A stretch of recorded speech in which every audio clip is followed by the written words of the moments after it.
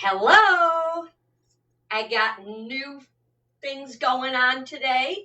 You'll notice that we are not in the campground. We are back in my living room. The reason is I discovered my doggone portal. My phone was reversing everything. So the things that were supposed to look right on this board were backward. So there's that. That's just one of the changes I'm doing today. I'm doing other ones. And the first thing I'm real excited about is I am changing back to the original name of this series that I wanted it to be, which was How I Spent My Corona Confinement. Now, and making it through metaphysics. The reason I changed it is at the time, YouTube was not allowing the use of the word coronavirus, COVID, or any of that. So now they stopped that, and I want to call it what it really is, because a name is important, and that's the name that appealed to me most in the beginning. So I'm really excited. So if you're looking for the videos by name, you'll look to How I Spent My COVID Confinement, and you'll be able to find it. Also, you'll notice I am on my portal. The portal is different than the regular YouTube Live, Facebook Live, because it's one of those little things you put on, and the camera follows you. So I can walk up and I can walk over, and it follows me wherever I go. That's exciting. It's one of the best things I ever did, because my great-grandson lives in Florida, so I don't get to see him much. With the portal, I can actually, today, as a matter of fact, I just finished having lunch with him on the portal, and we made pizza together. It was so exciting. I loved it so much. And so if you have loved ones that are far away, maybe even across the street, that you don't get to see, if you want to see them, then I really encourage you to think about getting a portal. You can get one for your TV, that you can see everything in the full screen, however big your TV is, and it's really visiting up close and personal. I have one that's about that big, and it's great, and one day maybe I'll get a big one. We'll see. But so anyway, that's what I'm using today, and the advantage is, if I wanted to show you something else, I could move this way, and the portal would find me. So now you have a pretty good idea of what my living room looks like. I also have a backup video going right here with my camera, because I don't want anything to turn out backwards again like it did last time. So lots of good changes going on here. And so I want to get on with today's little journey, our metaphysical, making it through our corona confinement through metaphysics. I want to go back to the 4 quadrants of consciousness we were talking about before. Now, if I could get the portal to cooperate and switch over a little bit, maybe I'll go over here because it works better over here. There we go, and here I am. So this is the 4 quadrants of consciousness. This is the upper ones that we want to stay on.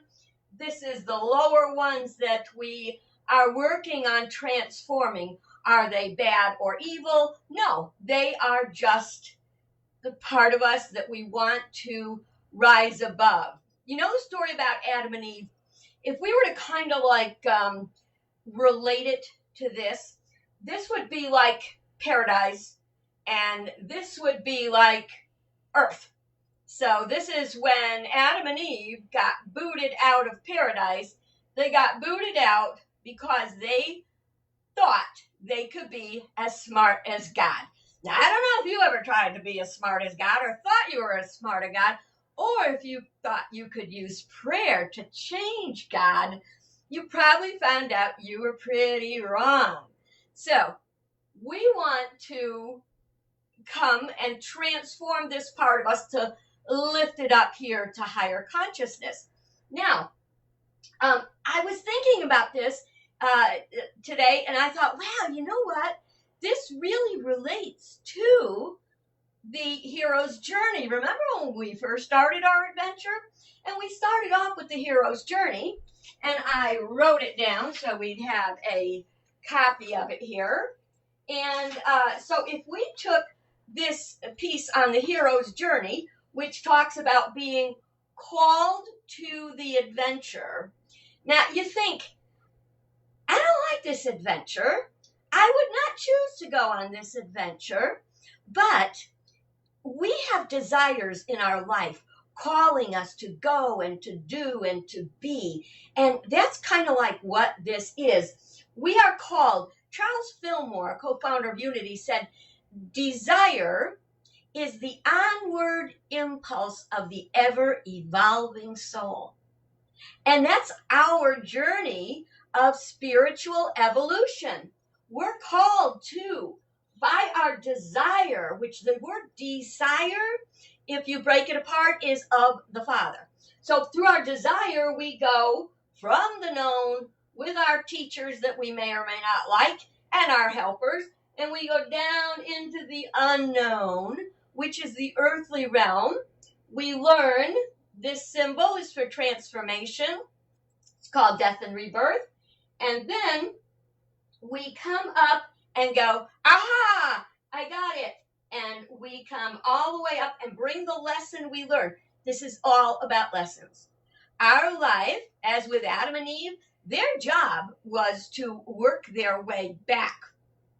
The fall of man is about falling from higher consciousness to lower consciousness, and our hero's journey is about getting it back.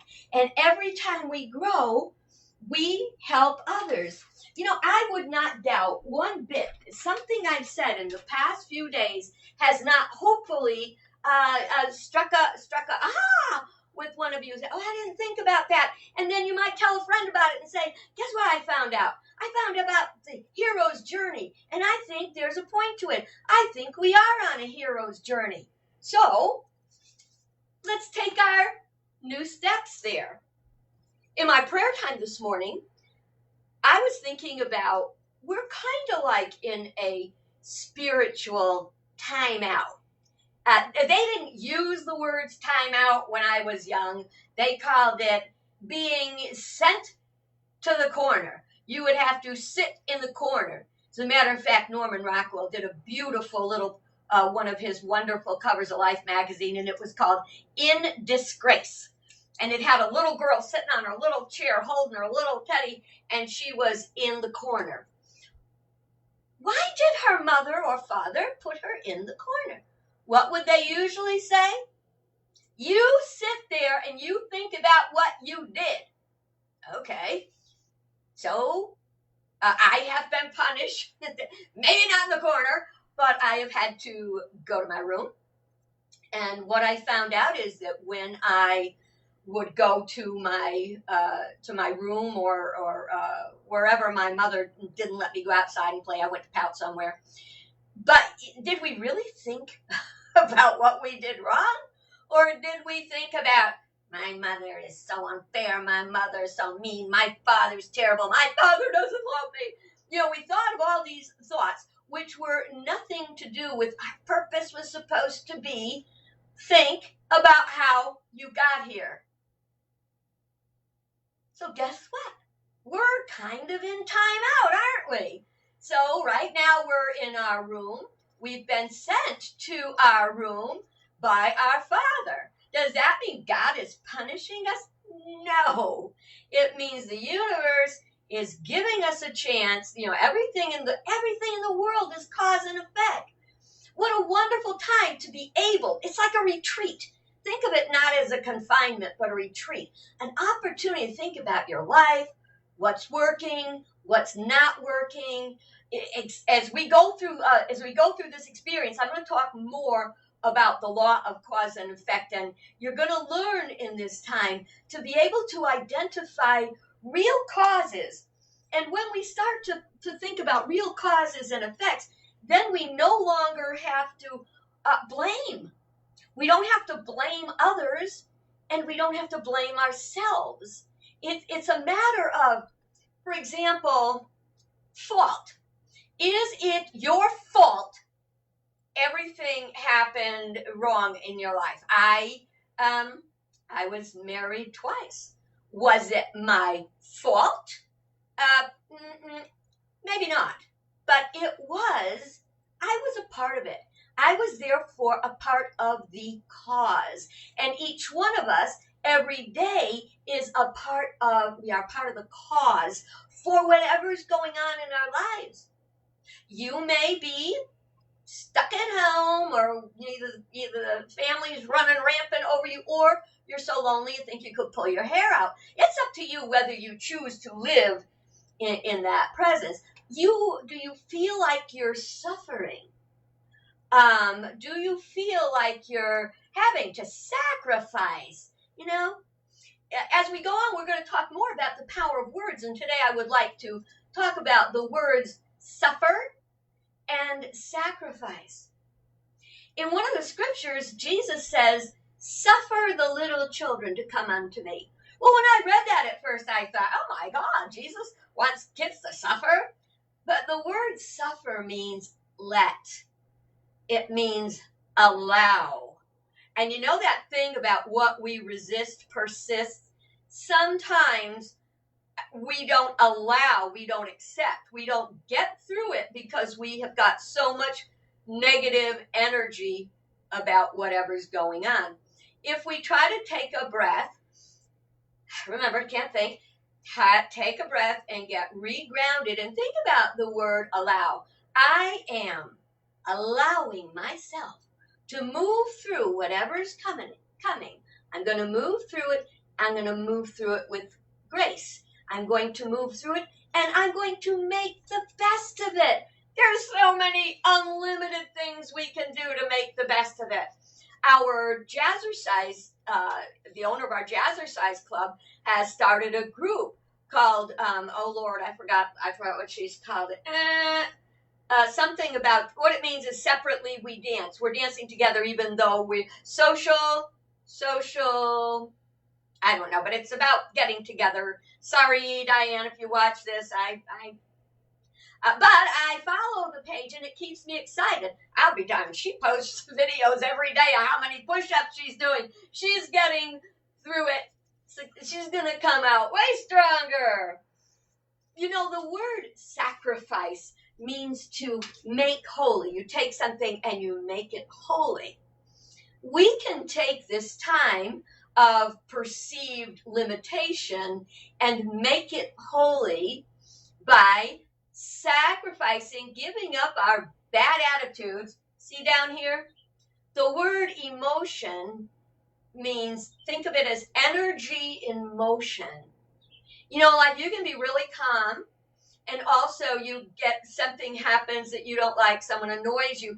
What happens is energy swirls through you, and it's not a pleasant energy. It's like, well, then you could have a day where someone gives you a compliment. Oh, energy flows through you. Energy in motion is emotion. That's what it is. But we take it out of here, out of the lower quadrants, and put it in the upper quadrants, and we've got from emotion to sensing. We sense something greater. We control whether we want to be down here in human emotion or whether we want to be up here, knowing that there is one presence and one power in the universe and in our lives, no matter what appearances say, and that is God the good, whose will for us is good and only good. Go back to the same thing with the thought and intuitive natures. When we get into our thinking, and remember we talked about chain thinking yesterday, when our thoughts churn and churn and churn, we will either go down or we will go up. But we can stop whatever we're doing and lift it up. Because when we lift it up, when we look more to the why and the how did this happen, than sitting down and pointing fingers and blaming and being miserable and feeling like a victim, you are not a victim. You are not a victim. You are a child of God, for heaven's sakes. Each one of us is a child of God. So, do you have your father's eyes, your mother's nose? We have the parts of our nature. Because we're children of God, we have the characteristics of our Creator. We, in Unity, we don't just say God, because we see God as more androgynous, not as father or mother. We see God as God, immanent, which means within us, transcendent, which means greater than us. And I think that's really exciting. And in this period, as we sacrifice, we make a sacrifice. What are we doing? We're making holy. As we're making holy this time of perceived confinement, we want to come out better. Now, it's a little known fact, a lot of people don't know, that psychologists, scientists have said that it takes 6 weeks to change a habit. So if you have a bad habit, chances are it's not going to change overnight. Are you still touching your face? Yeah, I know that one. I know that one. You know, that's funny. It just made me think of when my grandson lived with me. He used to bite on his nails. So what I did is I said, well, I'm going to fix that. And I put that stuff. It's called thumb. I don't know if you've heard of it, but you put it on kids' nails so they don't suck their thumb or bite their nails. Well, wouldn't you know, he acquired a taste for it. You and I can change our life in this period of 6 weeks. Do you have a habit you want to drop? Write it down. And when you write it down, you're going to know you got 6 weeks. Don't try to do them all. Just try to do one habit. And once you overcome one negative habit, you're going to be so excited, you're going to be looking for, what else can I do? Not because you're not perfect and wonderful, just that you are, but you can always grow. You can become better, more powerful. One of the things that keeps us from becoming better and more powerful is what we receive, the input. We've talked before about input. What are we taking in? What's coming into us? Are we in any way putting ourselves down by something somebody has said to us, telling us we're not enough? You know, it was really hard to be 4 foot 10 and a half, almost 4 foot 11. And I used to get called names a lot. I got called Peanuts, Pipsqueak. I got called names I can't repeat because they're very much not public appropriate, but it had to do with being so small. And for a long time, I carried that message inside. I'm not enough. I'm not enough. Over the years, I worked on it and got better and better. And one day I was in a church and I was preaching up a storm. I was having one of the really good days. You know, there's some days you preach and you feel like, oh, I am anointed. And there's days you preach and you feel like I am a fool. This was one of those I am anointed days. And I came down from the platform to greet the congregation after the service. And one of the people shook my hand and said, oh, you're so much smaller than I thought. You seemed much bigger up there. Well, he saw my inside. My inside's bigger than my outside. So is yours, whatever you think is wrong.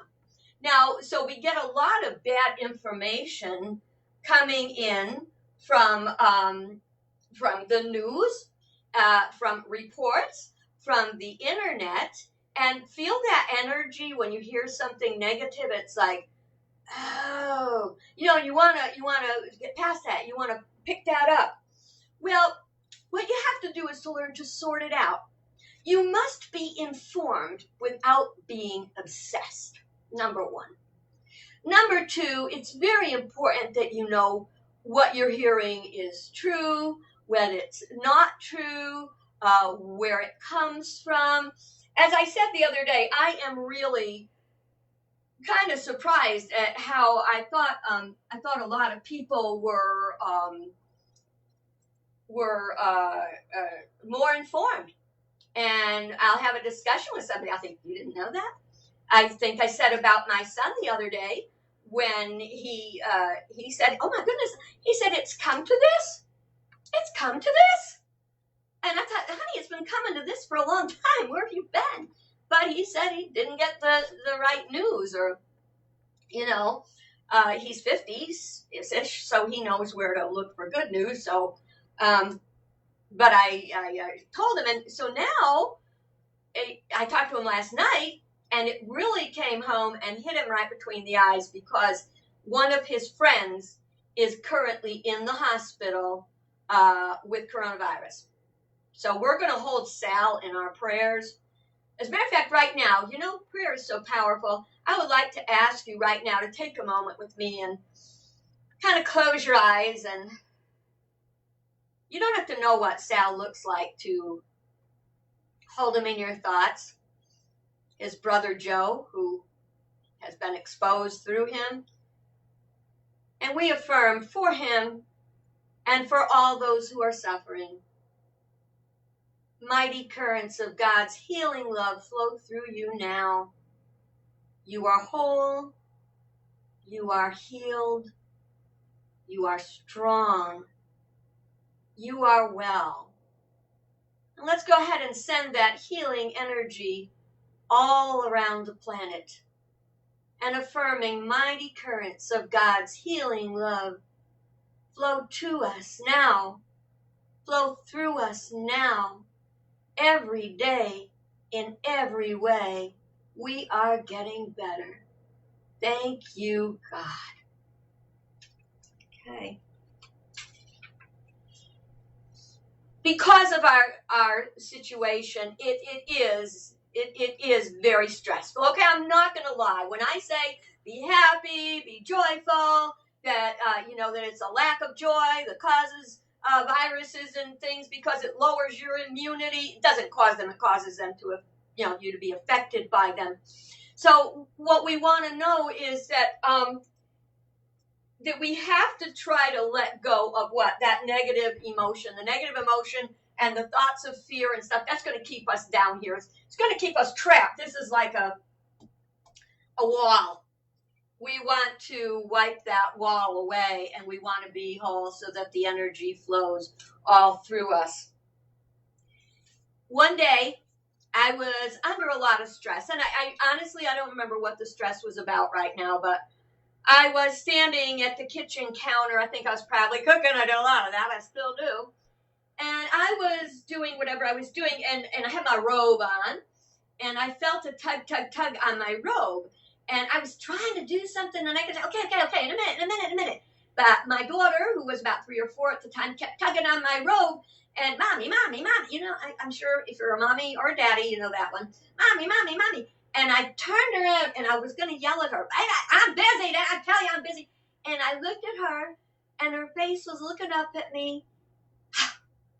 Whatever I was doing at that moment was nowhere near as important as picking up my child and giving her a hug. Right? Think about it. When you're feeling annoyed, think about that. Think about who's important and what really matters. That's if we're in our timeout. One of the best uses of our time is to think about what really matters, because what we can discover about ourselves is something we can change. Jesus said some words that were so powerful. I was thinking maybe I ought to have them tattooed on me, maybe on my forehead, so when I look at them in the mirror, I could see them. But the words he said are, what is that to you? Follow me. And when we get in a snit, we want to say to ourselves, whatever's going on, what is that to you? I can't stand that so-and-so did blah, blah, and such. What is that to you? Don't let it stop you from living the wonderful life you were meant to live. You were born to live. I try to not let it get to me. And when it does, what did I say the other day? Don't let yourself get depleted. Fill your heart, fill your soul in whatever way you can. There is something else new I'm going to do. It's like every day I'm doing something new. So, I've talked on my phone, my camera, I've talked on Facebook Live, and now my portal. So I've talked in so many ways. I've learned so much, learned how to get it on YouTube, had the courage. I don't know if you're familiar with Kevin Nations, but he said something that changed my life. He said, winners take imperfect action, while losers are perfecting their plan. So if there's something you wanted to do, start today. Take some imperfect action, because losers are probably going to be perfecting their plan forever. So a part of that plan for me is I'm going to try to get, I'm hoping to do it by Friday, a happy hour. I want a happy hour, or you could call it attitude adjustment hour, with a few folks who are interested in trying something new. I don't know enough about it right this minute. I have used it for meetings and stuff with Unity when I've on the licensing ordination team and such. So I'm familiar basically with it, but I'm going to take some imperfect action. So what you're going to have to do is, if you're interested in having happy hour with me, let's say Friday at 4 o'clock, if you've got a computer with a camera and internet access, or a portal with Facebook. No, I don't know if that'll work for Zoom. Take that back. Go just to the computer. I would invite you to put a note down so I know you're interested, because I have to send an invitation, so that I'll send you a link so you can click on the link and get into Zoom. You can go to zoom.com and figure out how to sign up, but I'm going to have someone coach me on it this week, and I would love to have happy hour with you on Friday at 4 o'clock. If you're interested, you can comment here, or you can private message me. Now I want to talk about, very, very briefly, used up quite enough of your time today. I'd like to talk to you very briefly about circulation and toilet paper. My dear friend Lynn, who I think is watching, I can't see from here, but I think I saw her name come up. She was telling me today that she went online and she ordered 2 cases of toilet paper. One for her and one for her mom. And she figured, oh, well, this is good. I think it was supposed to be free shipping or Amazon or something like that. So she orders the toilet paper. And first of all, it's not going to come for, I don't know, did she say 2 weeks or a month? And it was $100 plus $60 for shipping. Oh my God. A lot of people are taking advantage of the need. But I'm going to tell you something. One of the posts I saw on Facebook just a few hours ago said, nice, in my house, comfortable, food in the cupboards, warm, dry, clean clothes. I got everything I need. And that's a good thing. And they said, how can I complain? And I say to you, how can we complain? And I'd like to add to that, not everybody's there. So I think that each one of us should look for ways we can share. For every blessing we have, believe me when I tell you, I have learned this in my life. God is my source. God's not just sending me checks and stuff like that. By right of consciousness, we'll talk about right of consciousness later, but by right of consciousness, by being a generous giver, by giving without thought of return. What I'm doing right now, the only thing I hope I do is touch your life and give you even one thought that helps you have a better tomorrow. So, with that in mind, part of my lunch with Tristan, with my great-grandson today, when we were on Portal making our pizza, we had to wait for the dough to rise. So while we were waiting for the dough to rise, I said, I want to tell you a story, because, kids get really antsy waiting for dough to rise. So I want to tell you a story about a village. Most of you are probably old enough to know this story, but if not, take it in your heart and apply it to your life and the situation we're in. There was once a village where there was no food. They'd have problems and their gardens didn't grow real well. And everyone was saying, we have no food. And every day they moaned and they complained about the one or two things they had. You know, one would have a bunch of potatoes and another would have a bunch of carrots or whatever. But they're tired of eating that. That's all they got. And they really got an attitude of lack and limitation. We have nothing. So, one day a man came into town and he said, I am a magician and I can feed your whole village. And all I need is a stone and a big pot. Well, the people were hungry. It didn't take them any time at all to find a big pot and a stone, he said, I need a nice, smooth, round stone that's been scrubbed clean. And they got him the pot, they filled it with water, they put it on the fire, they put that clean, round stone on it. And he would stir the pot and he goes, oh my gosh, this smells so great. Oh, it smells so good. You know, it's just too bad. I want to eat carrots. You know, carrots would really help. And someone said, wait, I got carrots. I got some carrots. And he ran and he made some, grabbed carrots and brought them. And here's my carrots. Here's my carrots. And they chopped them up and threw them in the pot. And he goes, oh my God, can you all smell this? Can you smell these? And, you know, man, it would really be amazing if it had some celery. Someone else went, celery. I got celery. And one by one, he would say, ooh, this soup is getting better every minute. Gee, it would sure be good if it had a potato. Oh, I got a potato. Next thing you know, the pot was full.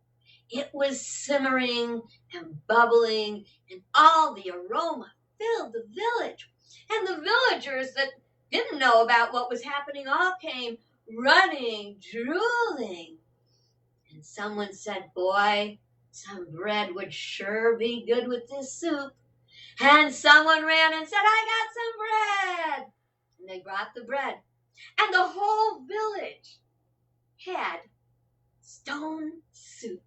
And they were fed for days. And they never forgot the lesson of the magician who brought them stone soup. We know that their problem was not a matter of lack and limitation. It was a matter of not sharing. The lack and limitation was in their mind. Once they let go of the fear of lack, once they opened up and shared what they had, everyone had enough. In whatever way you can, you're going to come out of this literally richer in consciousness and with an enriched life. So glad you joined me today.